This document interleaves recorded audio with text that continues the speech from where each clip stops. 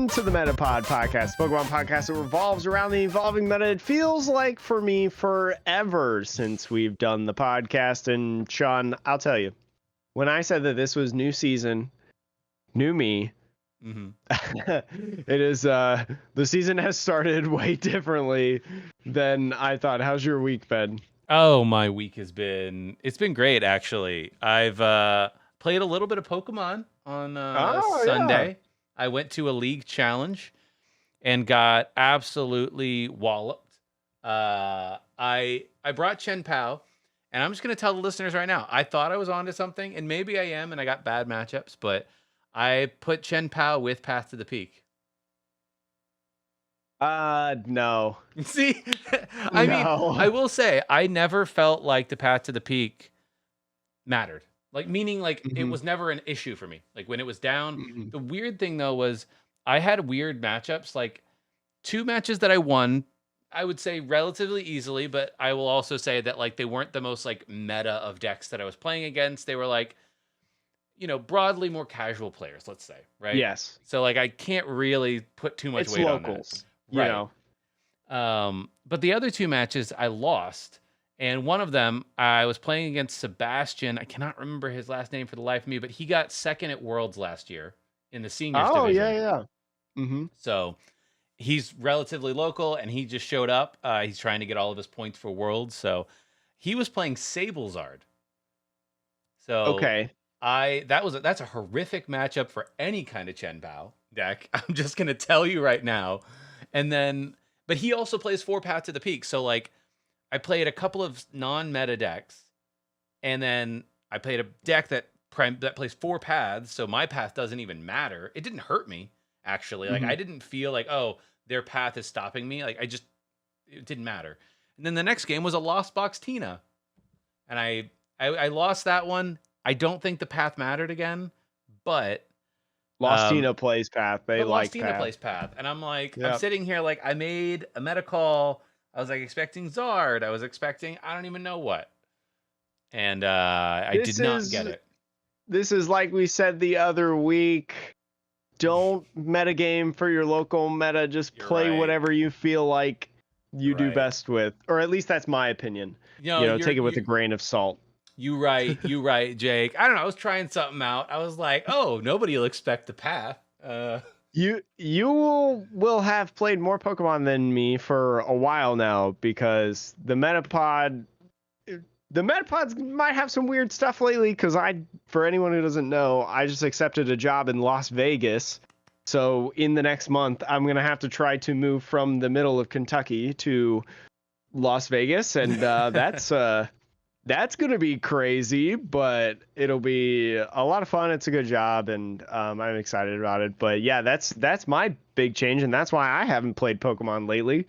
Yeah. I mean, hey, look, you're going to be going from gambling on a children's card game to gambling in real life. It's going to be great. No, I can't do that. Like, I've never been in a casino before or anything. Like, I'm 26 years old. I've never been in a casino. I've never really had interest in being in a casino. Like, I'm sure I've had the opportunity to, but I just haven't. And, you know, I'm going to be going to a local, you know, card shop that's not 90 minutes away. I think around where I'm working, Dark Side Games, where like Josh Hatter is, and like one of the more popular Las Vegas shops, that's like 20 minutes away from where I work. So Vegas is like it's a, you know, relatively large city, and they have, from what I understand, like there's like a decent card game scene there. So I think that'll be a really big upgrade for you, Jake. I'm excited for you.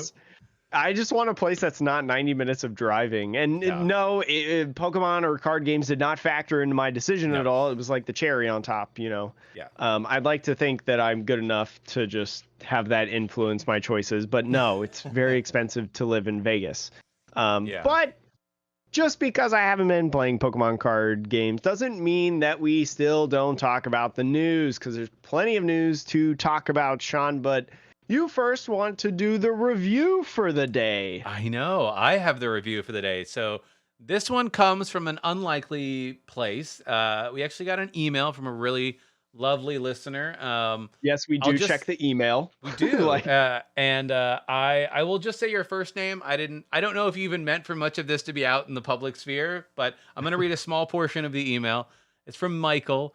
And one of the things he said was, a couple of months ago, I decided that I really needed to find a hobby to get me out of the house and decided to get into the Pokemon TCG. I found your podcast and have been thoroughly enjoying it each week. I look forward to each new episode.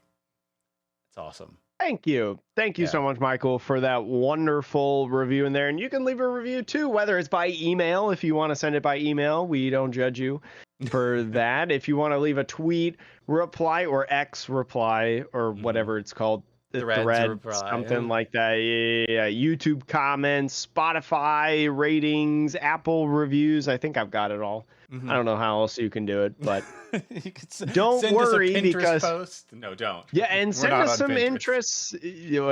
Send us some interests that you may have, because there may be some things after I move that get implemented that you can maybe showcase your love of the Metapod. But anyway, Sean, we got to talk about the news that is coming up. So let's start off first. We have always talked about the store promos that come up through places like GameStop and things like that. And there's been a little bit of delay, as it says on PokeBeach.com, but Best Buys are officially getting the Obsidian Flames Espeon promo. So if you have a Best Buy near you, go ahead, check that out. This one is kind of nice because in comparison to the GameStop Umbreon, they have two different stamps. The GameStop one has a GameStop stamp, and the Espeon one, though, has an Obsidian Flames stamp. It's not a Best Buy stamp. It's just an Obsidian Flames stamp. Yeah, the Best Buy one is classy, and then the GameStop one is, we have a promo stamp at home stamp. It's a black background with, like, Umbreon, which is yellow and black, and there's some dark blue in there and stuff, and then all of a sudden there's this bright red word GameStop. No, like, background black text, shadow or anything like that. Just really, it really feels like, can I copy your homework? Yeah, but don't make it look like you cheated, kind of thing. I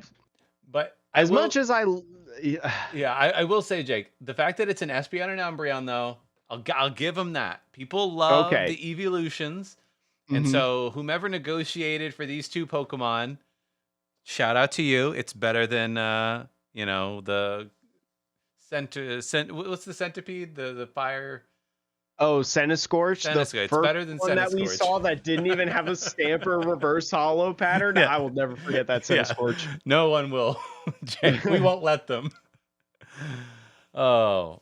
But in order to get these promos, you do have to spend $15 of Pokemon TCG purchases in order to get the promo. This is the first time that we got two different promos for a set promotion. So very exciting. Again, Espeon and Umbreon, a pair, makes sense. And I don't know about you, but I'm going to go to the Best Buy one. Yeah, the Best Buy one looking good. Yeah, they did my boy Umbreon dirty, but Best Buy, you're good.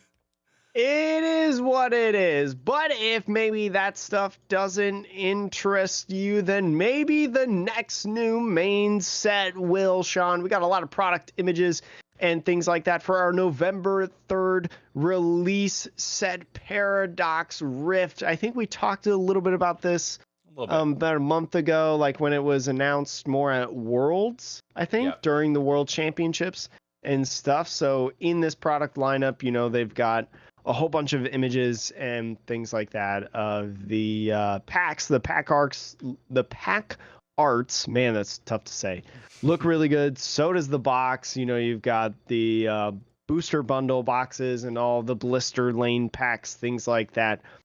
I'm curious on the blister lane pack, the one pack with the pine cone and the Sinistee, which, by the way, the Sinistee looks real good. Love that card art. Is the Pikachu, have we seen that coin before? Yeah, I'm pretty sure. I could be wrong, but it looks like a Pikachu coin I've seen before, but I don't know. They all kind of blend together at this point, Jake.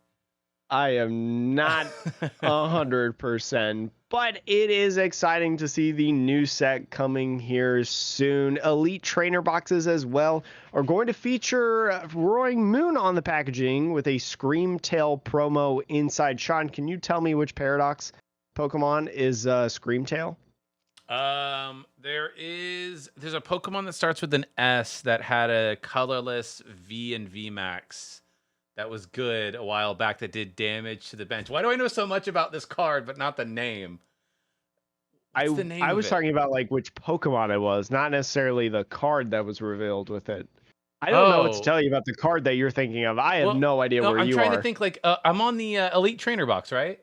Yeah. And then the Screamtail is the Pokemon that's on it, right? No, that's Roaring Moon. I think the Salamence looking thing. Oh, Salamence. That was the word I was thinking of. Oh, what Pokemon gotcha. is? You were asking what Pokemon is Screamtail a paradox what Pokemon Screamtail? Yeah. I'd have to look at it. Do you know? I'm like 90% sure I know what the right answer is, by the way. I'm looking here. Hold on. I got to go to the actual card and look at Screamtail.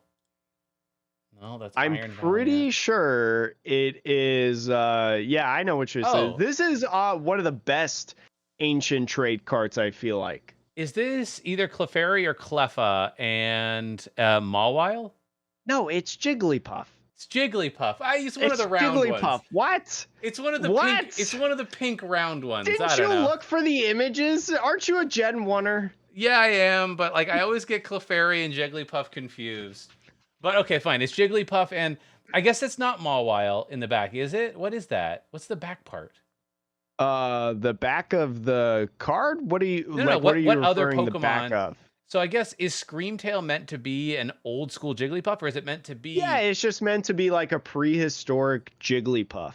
Oh, I thought for some reason the little headpiece thing on Screamtail reminds me of yeah. The Paradox Pokemon, the ancient Pokemon, are just basically like dinosaur versions of Pokemon. And then the future Pokemon are just like future versions of, like Iron Bundle is the future version of Delibird. Yeah. As the process of evolution goes on. Oh, that's fair. I guess it's a digital. I feel like I asked you a question but didn't clarify enough about what I was talking about. I don't know. I just, the Screamtail does look like kind of a jumble of two parts of Pokemon, but I'll give you that, yeah. And then I know that Paradox Rift does have Paradox Pokemon that are jumbles of things, right?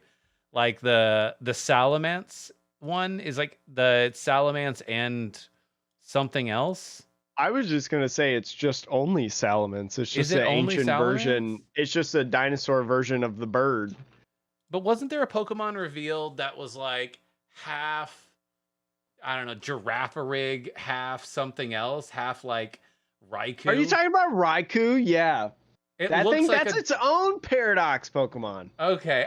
Look, I see that. I read nothing, Jake. And I see that and I think to myself, oh, okay. So they're just doing, the reason they're Paradox Pokemon is they just took two Pokemon and smashed them together in funny ways.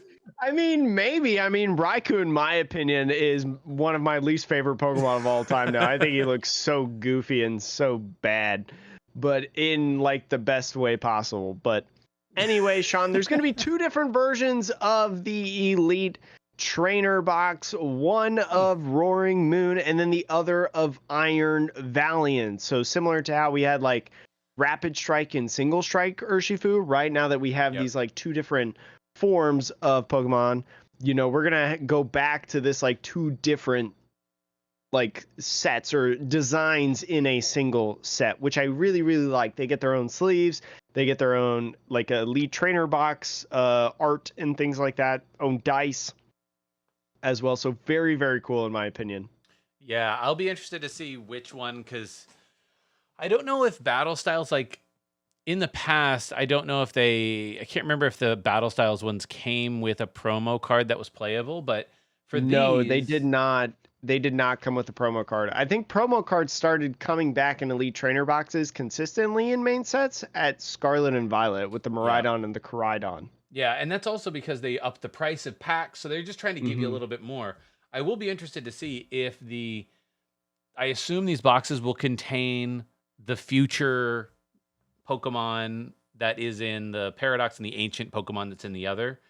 Yes, so we do know that the Salamence looking one, the Roaring Moon, it will have a Screamtail promo inside the Jigglypuff, Clefairy, whatever you want to call Got it, it. Sean. Yes, But yes. and then the Iron Valiant or the Gallade Gardevoir kind of mix Pokemon, that is going to be with an Iron Bundle promo or the Delibird one. So I will be getting the Delibird. I love Delibird. I love that guy. He's so good. But the Screamtail is going to be, we'll talk about more when that set is more releasing and stuff like that in the different cards. But Screamtail is going to be one that I think is going to be included in decks like Gardevoir and stuff like that. So that might be one of the more playable ones out of them all.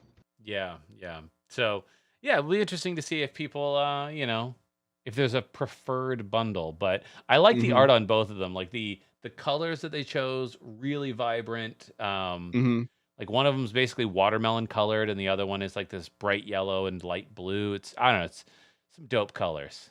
It's like very grabbing colors, like you notice it right away. Like you see in the Iron Valiant one, you see like the pink, the bright pink in there, but because it's a huge contrast to the green, which is really, really nice. And then in the Roaring Moon one, you see the bright yellow of the Roaring Moon and then the light blue, baby blue background, or maybe it was a regular blue. I don't know. Yeah, I almost wish that design that they've gone to for the Elite Trainer boxes, there's a small part of me that wishes they would bring more of that design aesthetic to the actual booster boxes. It would be a big shift for them. So in terms of their like aesthetic, but I don't know, personally, this is just me. But the longer I'm in the Pokemon world, the more and more the box design sort of starts to just blend together over time. Oh yeah, for sure. And none of them really feel particularly iconic. Like I think back to the Wizards of the Coast era, right? The individual box designs were pretty iconic, I feel. Not just because they were old, but because they are actually like very bold and one thing. Whereas this is kind of an amalgamation of Pokemon always. So yeah, because in the booster box, the flap in the front is usually just like a solid white, isn't it? Or like, more of a solid color. Like the top of it is, as you can see in the images, if you look on PokeBeach, like the top of the booster box where it folds to be like your display top kind of deal when you open the box, that's like the Iron Valiant right there. But then I think the flap itself, that one side is just like pure white usually.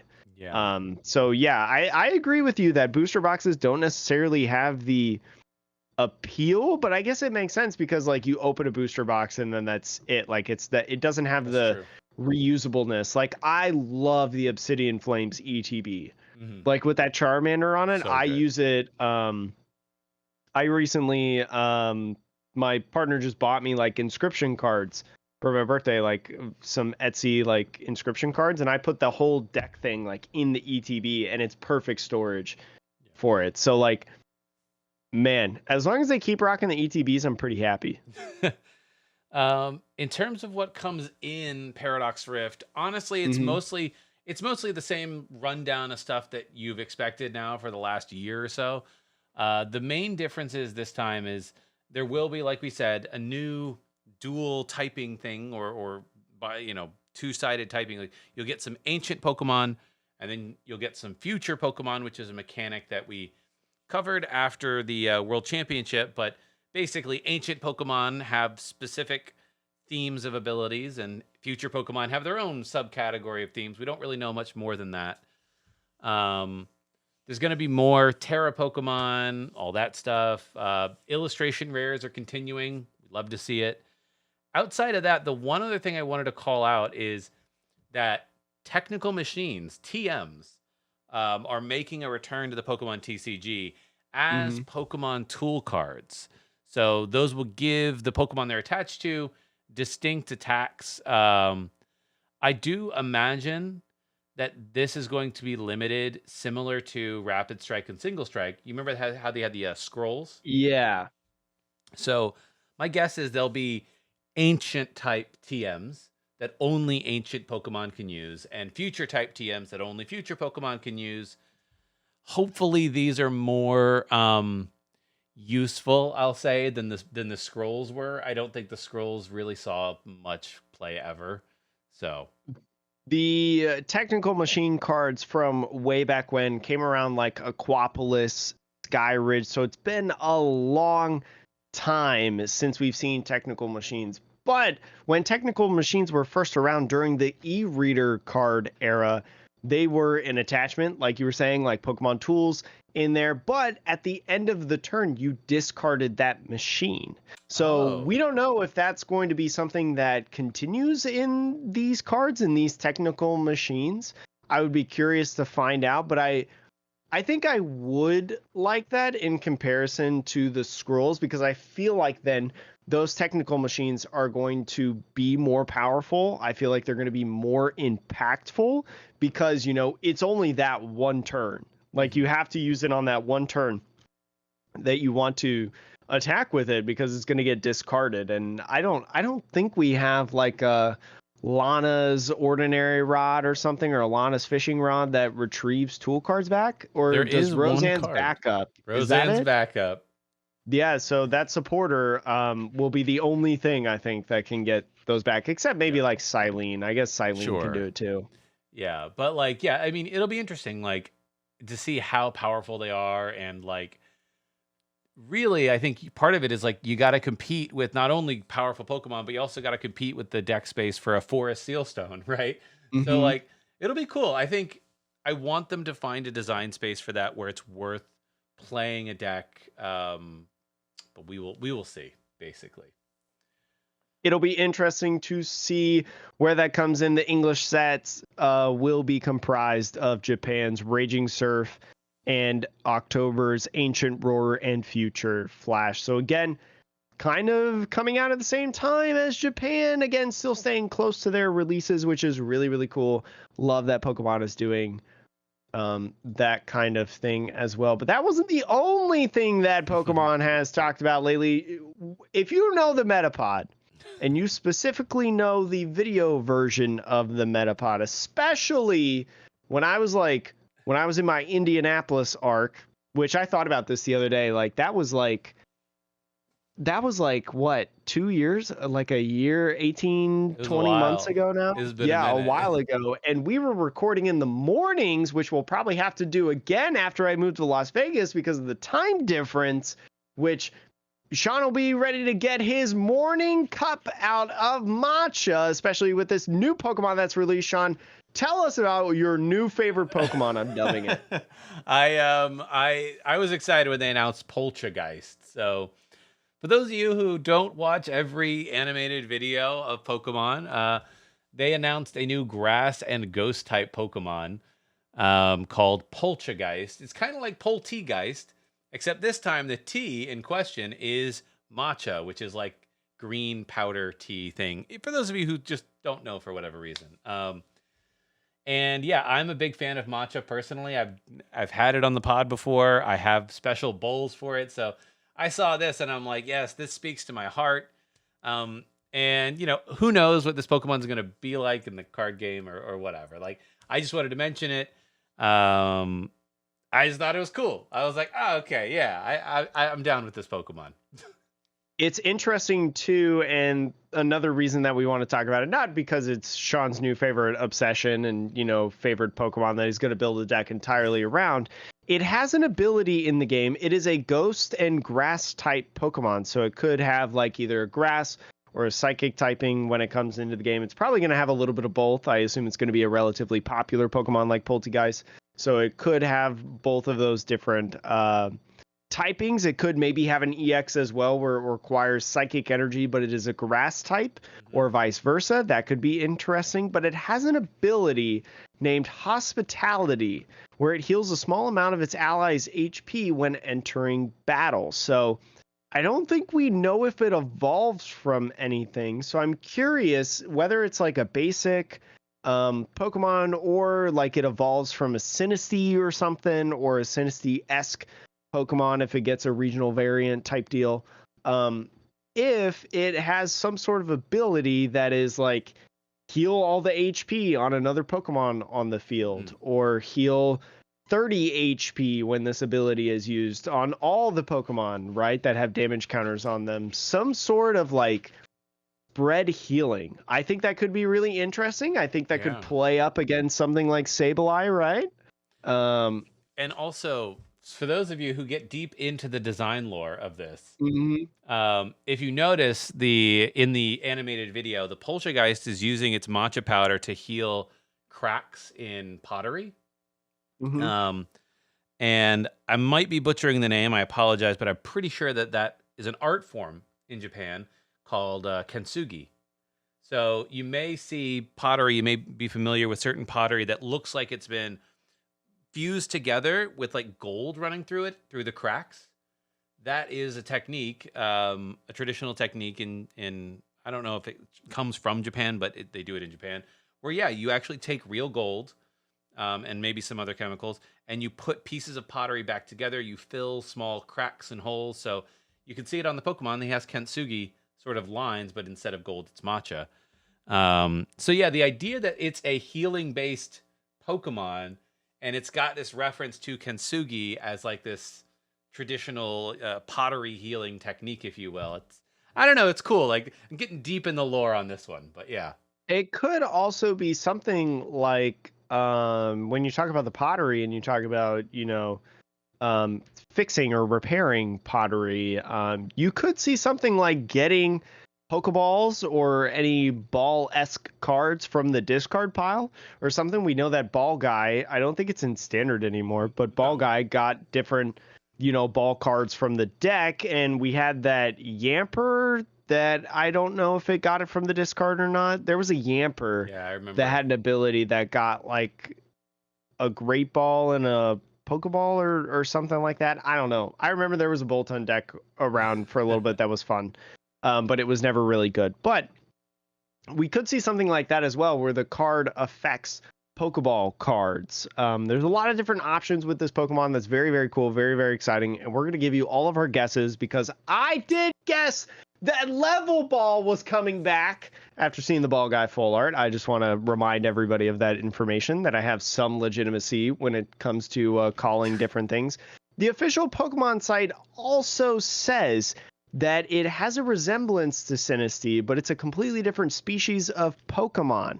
So it's another convergent form, something like Toadscool, Wiglet, right, that are very similar, but like their own Pokemon per se. So that's something to think about. So that provides more of the opportunity for it to potentially be like a basic Pokemon that hits the field, not any like evolutions with a Sinistea-esque looking thing or something like that. That's cool. All right. Well, enough, about a very specific new Pokemon that's announced. Jake, I think it's time now to talk about just the overall Obsidian Flames meta, which I will point out that this will probably be one of the shortest metas that we have for a bit, because Pokemon 151 is right around the corner. It should be coming out in a few weeks, and I believe, I could be wrong, but I feel like when it comes out, Peoria Regionals might have Pokemon 151 legal. Don't quote me on that, but like, it's going to be a close timeline there. I'm not 100% sure. I did see that this meta is going to be relevant, though, because Pittsburgh, if you do not know, is coming up soon. That is going to have, I think it was reported, I don't know, because Twitter/X, whatever you want to call it, is down right now, so I can't reference it at the time of this recording, but I think it's like over 1,800 Masters have signed up for the event. So huge, absolutely crazy, giant event. So there's going to be a lot of people playing, and although Sean and I won't be there, it's going to be very exciting to see what exactly does well in this short time with the hype of Charizard, but other decks as well. So, Sean, do you just want me to get into the analysis going on right now online lately? Yeah. What's taking up probably the top spot for you?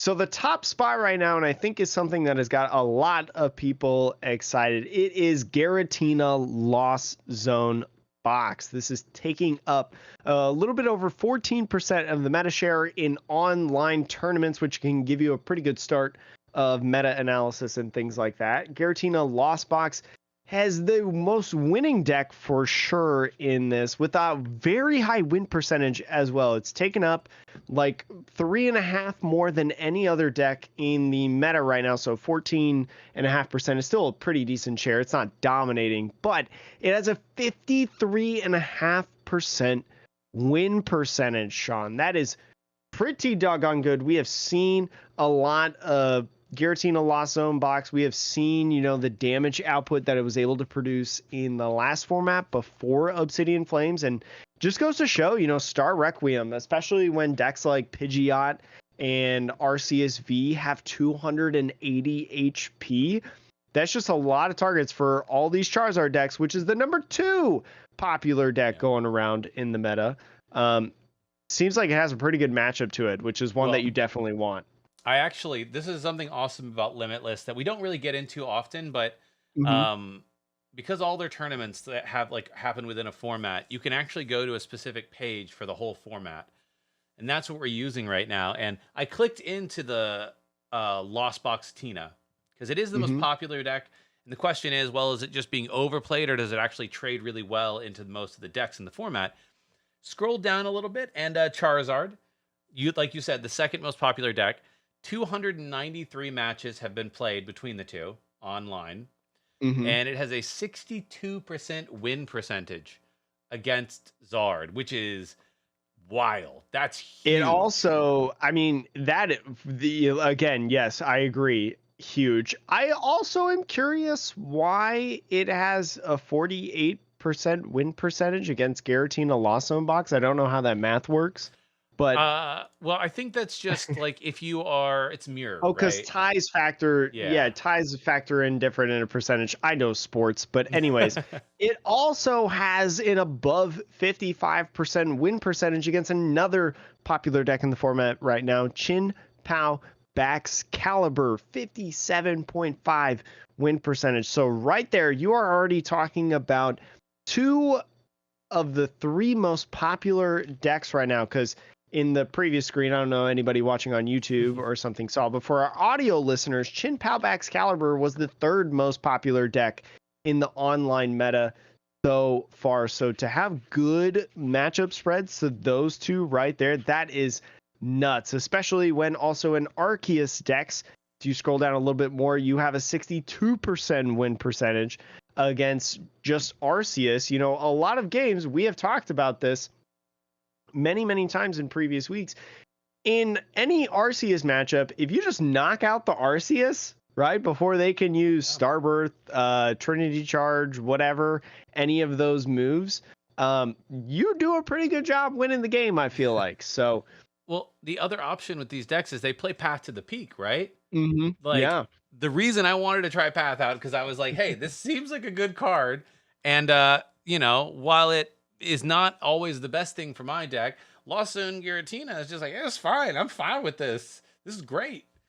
So the only matchup that it has, truthfully, there's actually like no matchup that's more than like 10 games that it has less than a 40% win percentage. Its lowest matchup is just regular Lost Zone Box, and we're probably talking about the turbo build that has like the Dragonite and stuff like that. Yep. That is 40% flat. So if your worst matchup is 40% flat, especially when, again, like we talked about, the 2 of the 3 most popular decks you have a good matchup against.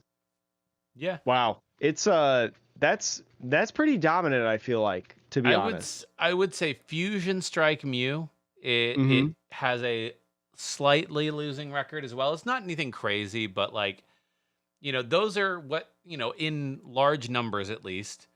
Gardevoir, Fusion Strike Mew, and Lost Box are your least favorite matchups. And I think that largely comes down to either in Gardevoir and Lost Box case, it's the prize trade problem, right? Like you have like 1 or 2 prizes up, and your opponent has something that you're going to have a hard time killing in Gardevoir EX, or, Fusion Strike Mew at 310. Or they're going to go really, really fast if they're Fusion Strike Mew. Like, they might be able to get there before you do, but like you said, nothing is particularly terrible.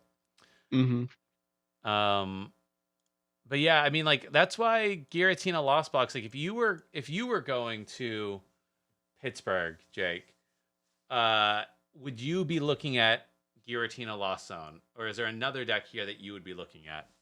I would definitely be looking at Giratina Lost Zone, but that is also with the perspective of like I've played that deck a lot, like Mm-hmm. before the Obsidian Flames format.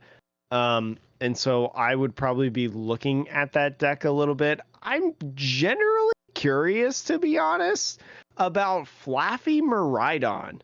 Really, Okay. I've seen some intriguing lists. I've seen some people talk about this, and if you look at least on Limitless, 62.9% win percentage against Charizard, 57% win percentage against Gardevoir, 68.69 nice win percentage against Shin-Pao Baxcalibur, and a 64.8% win percentage against Single Strike Lugia. So again, I mean, you have a terrible Lost Zone Lost Box matchup at less than 40%, and your Giratina is also at 41%.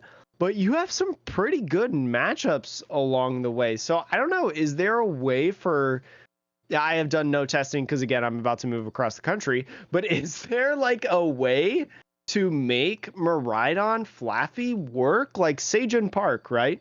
Mm-hmm. You know, great player, made day 2 of Worlds and almost made it, top 8, top 16. With Flaffy Miraidon, is there something to it, some adjustments that you can make to better help one of those matchups, or maybe even sway one of those matchups, Giratina Lost Box or Lost Zone Box, just a little bit, without having to kill your other, favored matchups? It's a very interesting question that I would try to like look at. So that's the deck that I'm most intrigued about. That's interesting. Yeah, because I think with that deck, you only really, if I'm remembering correctly, because Andrew Mahone also brought Miraidon Flaffy To Worlds, him and to his Worlds. group did, yeah. Yeah. And you only need your ability turn one. Because turn one, you get your ability out, you flood the board, and then Get you can all your also, dudes. yeah, and then you Hmm. can use Path to the Peak after that, I believe. Like that's Yeah. perfectly acceptable. So it is an interesting sort of it's not rogue obviously, but it's an interesting, I think, sleeper deck that, like, because the Miraidon itself ended up being like good but not as powerful, and like Chen Pao just feels like a better Miraidon in some ways. But Hmm. in reality, the Miraidon is mostly setup. Your actual attackers in the deck are more likely to be like Raichu and Raikou Raikou, and maybe exactly. like the Zero Aura in there. There's a lot of different options in this deck. So it's like that's the one that I would be the most curious about. Mhm. But I don't know if it would be the best in it. Yeah, I've it's also been having a ton of fun with Lugia, but I don't know if I would be confident enough to take it to an event. yeah, I'm trying to think of, like, I'm looking at this list now for our listeners. There's Giratina Hmm. Lost Zone Box at the top. Everybody's hyped about Charizard, so that's number 2. But Charizard only has an overall 45% win percentage, so I think people are still figuring the deck out, but it does have a lot of setup, right? Like, I Hmm. would say the most popular builds of Charizard are going to play Charizard, Arceus, and Pidgeot. All of that is a lot to get going. Which pretty much died a path to the peak. Right, all of those. Just like, oh, you play Path turn one, I'll see All of myself your out. abilities are gone. Right, Yeah. like, oh, I won't go get something with Arceus turn two. I won't go get something with Pidgeot ever. I Um, won't accelerate the right, energies to attack with Charizard. right. So it's this awkward, like, yeah, it's not great. And you might see, I think, a lot more people, because Pidgeot exists, because everybody's like, Pidgeot's going to be great. Pidgeot's an awesome card. And I don't, you and I were both skeptical at first, Jake, but I think Hmm. in reality, like, look, if Pidgeot is online, it is one of the best cards in the game, but it can be turned off so easily. And there's a few good decks now that can do that, where I think people are like, maybe we go back to Bibarel, you know? Maybe. I don't know. Like, I played a 2/2 line of Um, Bibarel in my Chen Pao deck, and it was dope. It was nice. Because that's what it was. That's what it was before with NAIC, right? Chin Yeah. Pao and Bibarel was a popular combo together, so it does make sense. It is something that works. Um, I would be curious because like the thing about Pidgeot that is real good, and I have much higher thoughts on Pidgeot than when we first talked about it after playing it a bunch in like Charizard decks and stuff, and Chin Pao decks even as well. It's just like again, like I mentioned, that 280 is a really good number for something like Garatina, right? Which is a huge problem. And I think even with Maridon Flaffy as well, I mean, you're hitting Pidgeot for a weakness. That's a Raikou, right? Just going in there and swinging. No risk attached to it. So it's there's some interesting. Like 280 is not an impossible number compared to the 330 that Charizard puts out. Yeah. Um, Outside of that, though, I will say I think Sablezard, Lost Box Charizard, it doesn't have a Mm-hmm. good win percentage here. I'm not entirely sure. Maybe it has like because of all the paths to the peak running around, maybe it has some awkward matchups here and there. But when I played Sebastian, he won a cup the night before playing, I believe, the same deck. So he went basically back to back cup and then challenge win with that deck. So who knows? But there might be something to going all single prizer. The one that I think that we don't talk about much and I think is constantly overlooked is Inteleon Urshifu. Oh So yeah. this deck has a 52% win percentage, which isn't amazing, but look, it's positive, right? Gardevoir doesn't have a positive win percentage. Charizard doesn't. So like, clearly this one's doing something. Um, but I'm trying to see like what does it have a particularly good matchup spread against? And I'm It like, has a great matchup spread against Arceus Giratina, right? okay, 70% win percentage in that matchup. Baxcalibur, 62% win percentage in there. Lost Zone Box, 58% win percentage. Even something like Giratina Lost Box is at 48. Charizard is at yeah, 50. Maridon Flaffy is 54. And I think a lot of what it can do, and I think a lot of the reason why it flies under the radar is because it is so heavily rewarding on sequence. It can go down so quickly. You have to be able to play so far in advance of damage counters, to be able to yoga loop, to be able to spread those damage counters and take KOs because, that's what Inteleon does. That's what Urshifu can do as well. So you have to play into those types of things as well. And, especially when you play a deck that has something like Cheryl in it, right? hmm Giratina Lost Box, they can only start Requiem one time. yeah, So there's some opportunities in there. And Charizard, one thing that we've seen with Charizard decks is Charizard does not come out of the gate super fast swinging right away. It takes a little bit of time. You got to take some prizes. So I think what Urshifu and Inteleon, I haven't played the matchup at all. This is just all theoretical. I think what it tries to do is it tries to take a bunch of prizes at once and set itself up to where it can take the rest of the prizes, very, very soon after, right? Try to minimize Charizard's damage output in the beginning. Try to rush, sure, if they take a big knockout after you've taken 4 prizes and yoga looped or whatever, you can take the following 2 prizes on the turn right after or something like that. yeah. Yeah, I think just looking at all of this right now, I don't know if that's the deck to bring to Pittsburgh, to be honest, but Mm-hmm. it does seem like a deck that fewer people are going to be thinking about. Nobody's going to be teching for it, I don't think, in any capacity. Um, and you'll have a lot of consistency because of the Rapid Strike engine, right? The Mm-hmm. Octillery is no joke. It's like we talk about how good a variety of other cards are, but Octillery is really good for this deck, and no other deck has that ability to do that. So I think, like for me, for Pittsburgh, that would be a sleeper pick of like I went through and like I looked at its like good matchups and its bad matchups, and its bad matchups are not really that bad. Um, so like if you're a highly skilled player and you can dodge Fusion Strike Mew, right? And like, that's about it. If you can dodge which Mew, is, though, I think, pretty much which is pretty much almost what Cyrus Davis did at yeah. NAIC, right? And like, look, Mew is a great deck. But if you're playing Mew, the question you're gonna have on your mind at Pittsburgh is like, I want to bring Mew because it's super consistent. You can beat Charizard, but if you actually look, like Charizard does not have a lot of good matchups. Like I'm going into the Charizard's win percentage now, but its best matchup, well, second best, its best matchup that's like super meta is Lugia Archeops for whatever reason.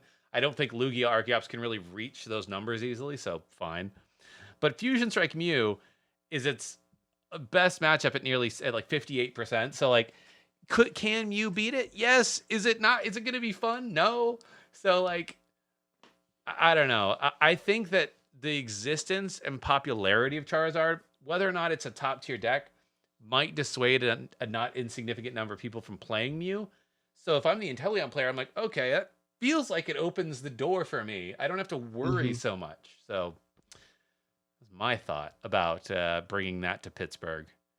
It's an interesting spot where our meta is at. I would love to see Charizard just win it all, to be honest, because, I think that deck has been like up and down. Oh my God, this deck is so good, but wait, this deck is actually trash. And I would love to just see it win, the tournament right away. And then maybe after that, it just doesn't do as well. I don't know. Maybe I'm trying to meta manipulate and sell off all my Charizards, for uber amounts of money.